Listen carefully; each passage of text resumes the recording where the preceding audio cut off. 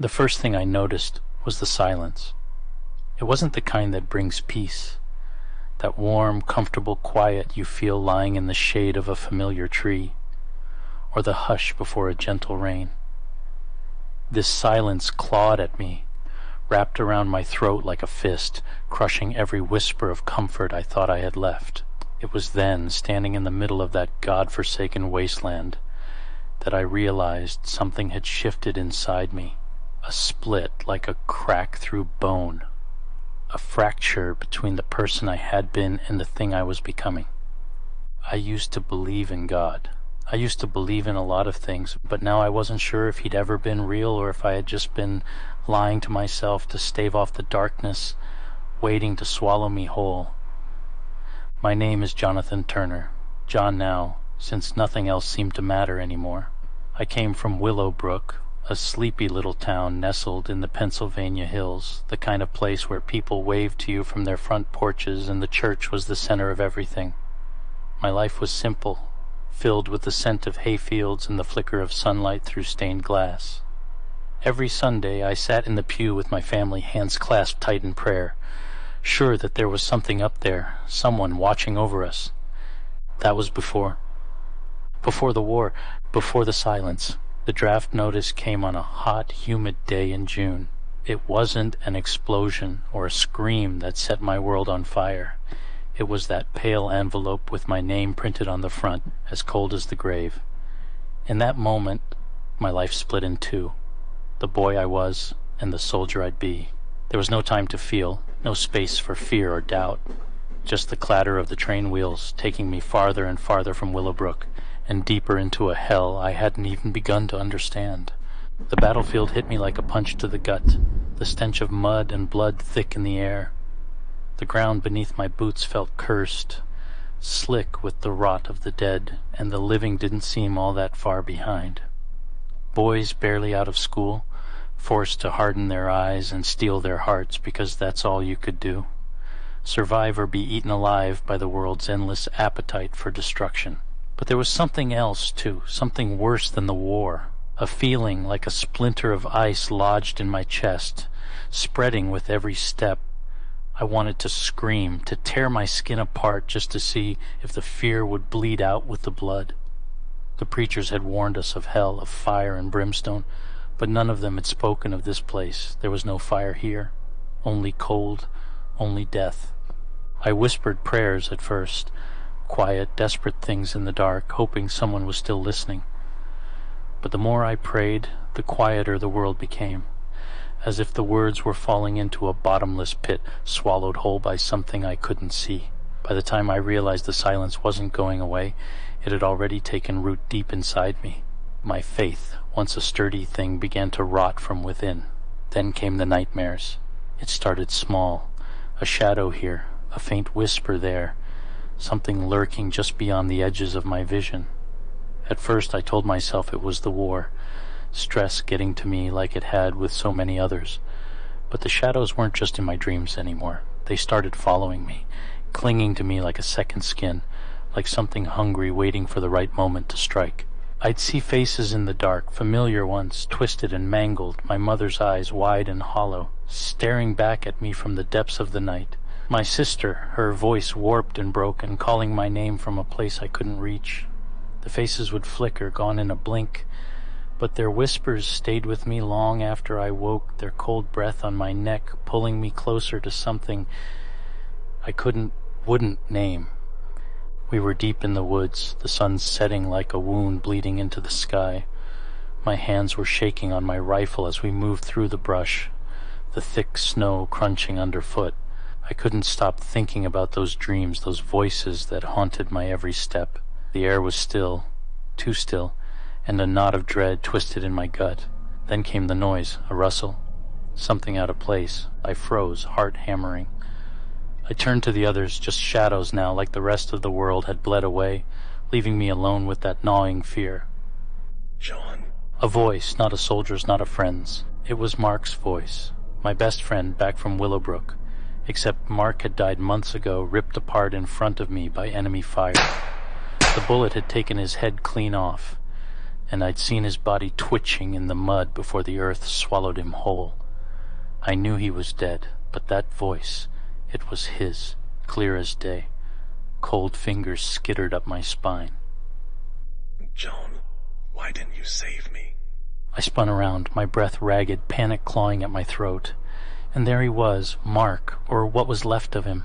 His face was half gone, skin stretched tight over bone, eyes empty pits that stared straight through me. His mouth twisted into a grotesque smile, his teeth slick with blood. Where's your God now, John? I staggered back, bile rising in my throat. My legs were shaking so bad I thought I'd collapse right there. I had to be losing it. This wasn't real. This was not real. The crack of gunfire snapped me back, my mind spinning. But when I looked again, Mark was gone. Just a pile of snow where he had stood, like he'd never been there at all. But I knew better. Something had changed. Something had followed me out of the trenches and into the woods. And whatever it wasn't done with me yet. I tried to shake it off, tried to tell myself it was the war, the stress. But the truth was there, gnawing at the edges of my sanity. I hadn't just left Willowbrook behind when I got on that train. I'd left behind the last pieces of my faith. And now something darker had taken its place, something that wasn't going to let me go. The nights grew longer, colder. The fire barely provided any warmth anymore. And even when it did, it felt fake, hollow. My breath would hang in the air like smoke, and every time the wind whispered through the trees, it carried something with it, something I tried hard not to hear, but I knew it was there, and I knew it was getting closer. We were stationed somewhere along the eastern front, a nameless village buried under snow and death. The locals had long abandoned the place, or maybe they'd been swallowed whole by the same black hole that was threatening to consume the rest of us. Either way, it didn't matter. The war had bled everything dry, left nothing but broken bodies and shattered souls behind. And us, the unlucky bastards, sent to fight in the cold, forgotten corners of the world. I could barely sleep now. Every time I closed my eyes, I saw Mark's twisted face, his lips curling into that sick smile, the blood still dripping from his chin.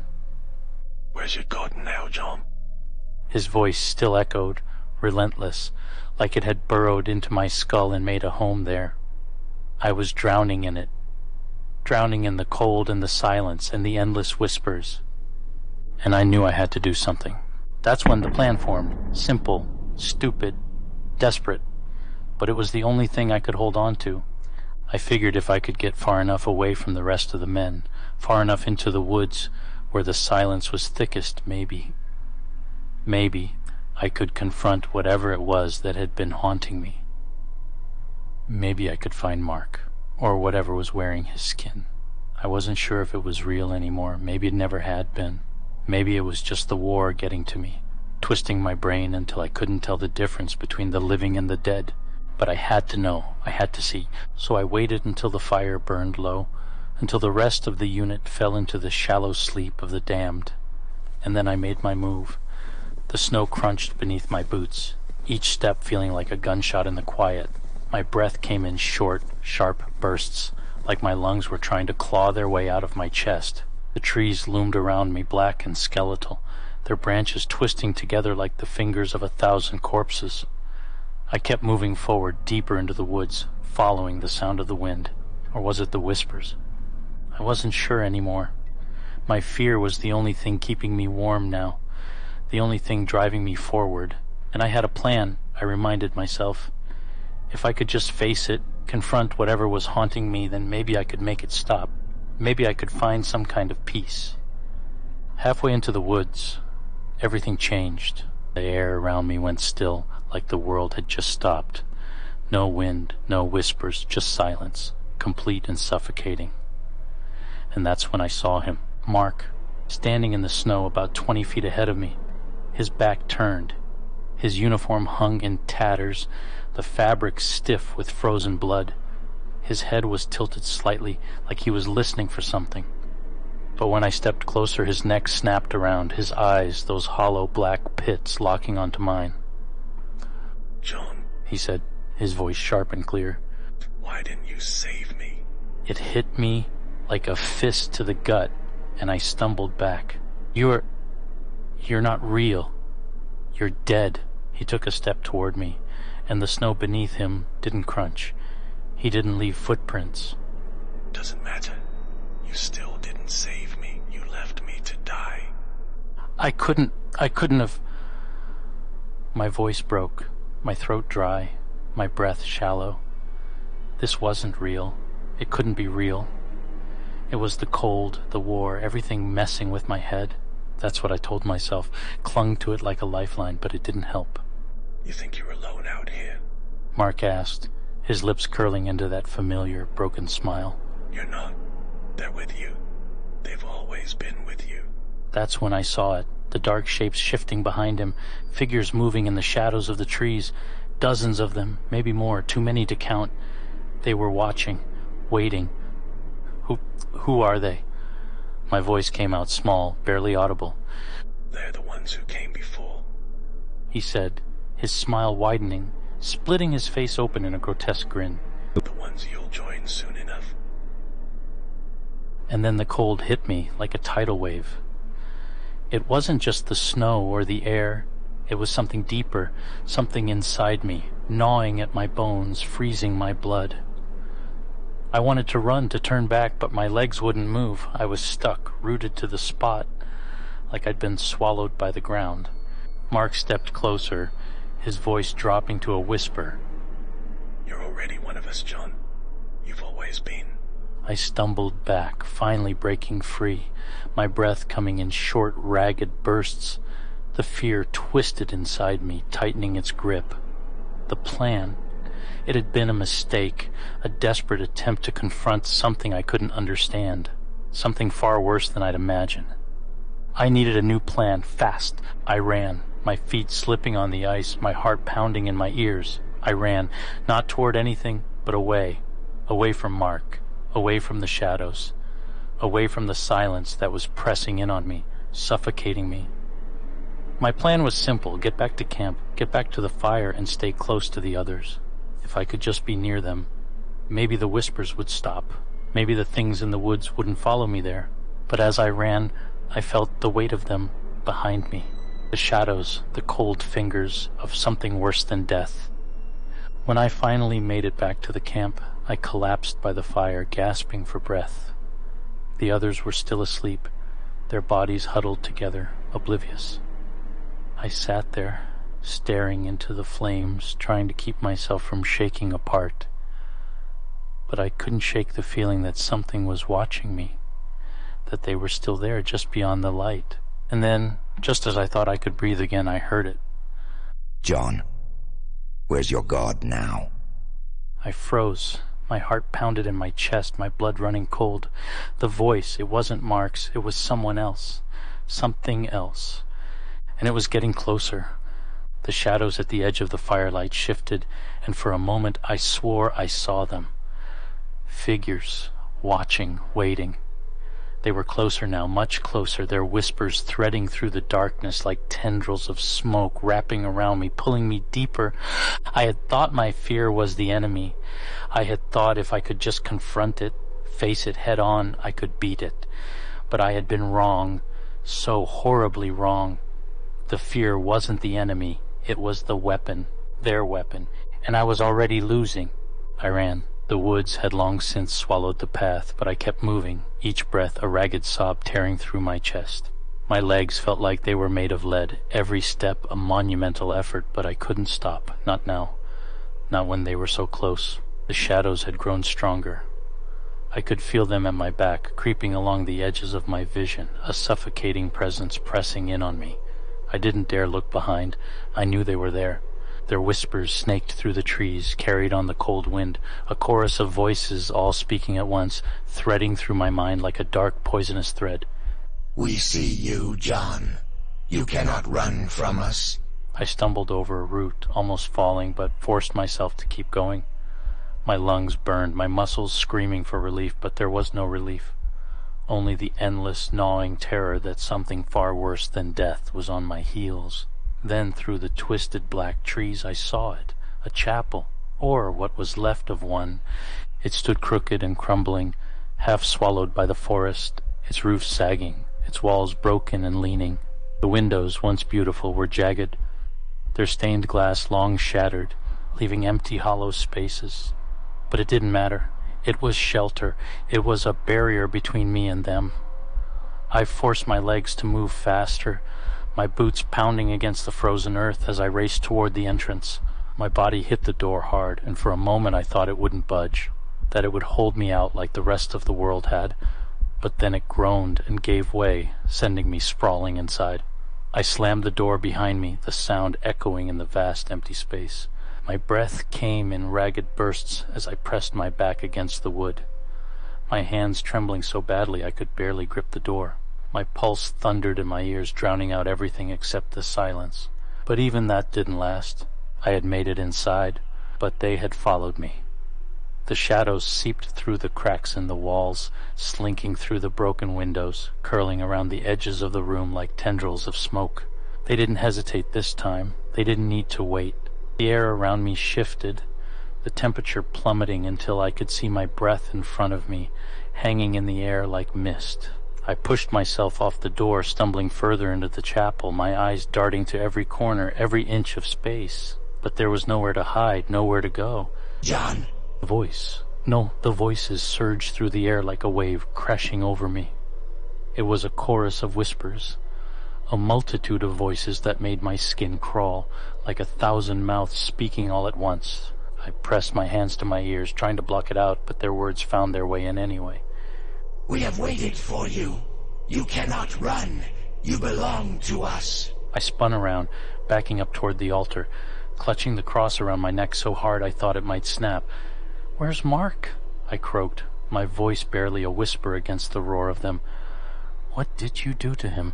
The shadows twisted, pooling in the center of the chapel like thick black tar, coalescing into a shape, something far darker than Mark's twisted, familiar face.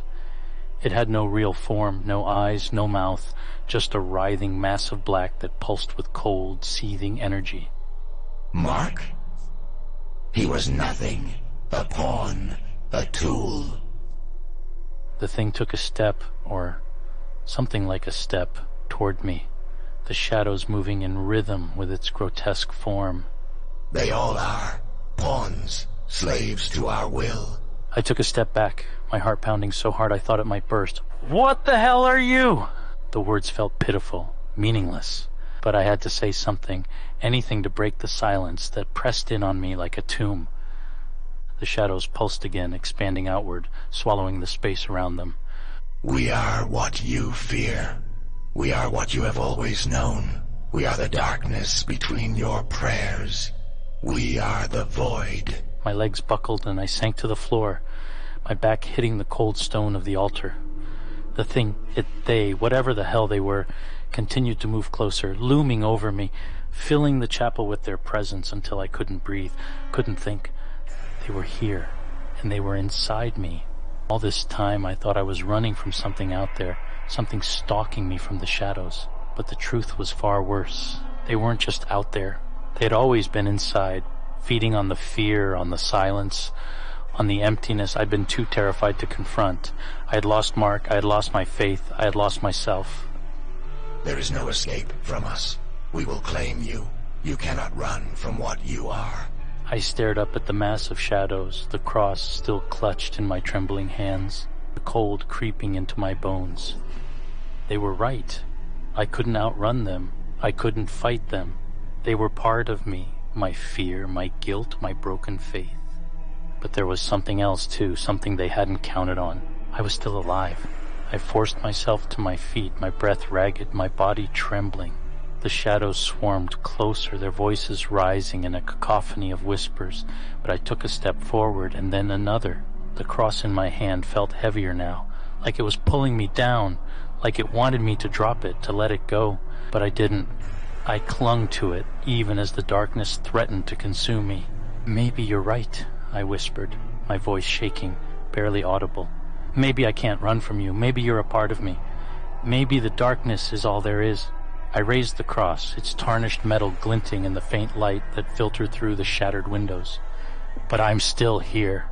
The shadows recoiled, just slightly, as if they didn't expect the words, as if they weren't prepared for defiance. "I'm still alive," I shouted, louder this time. "As long as I am, there's still hope." They surged forward, a wave of black, but I held the cross out in front of me, gripping it so tightly I thought it might shatter. The darkness slammed into me, cold and suffocating, but I stood my ground, teeth clenched, refusing to give in. The shadows writhed, swirling around me, their whispers growing louder, more desperate. "You worthless worm, you cannot stop us." But I wasn't listening to them anymore. I was listening to something deeper, something buried beneath the fear, a small, fragile spark of hope that hadn't been snuffed out, not yet.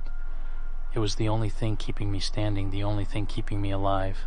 "I don't have to stop you," I whispered. "I just have to survive." And as I said the words, I felt it, the tiniest flicker of warmth, like a candle in the darkness. It wasn't much, it wasn't nearly enough to banish the shadows, to save me from what was coming, but it was hope, and as long as I had that, I wasn't lost. The shadows hissed, retreating, their form wavering as they shrank back into the corners of the chapel, their voices fading into the distance. But I knew they weren't gone, they never would be.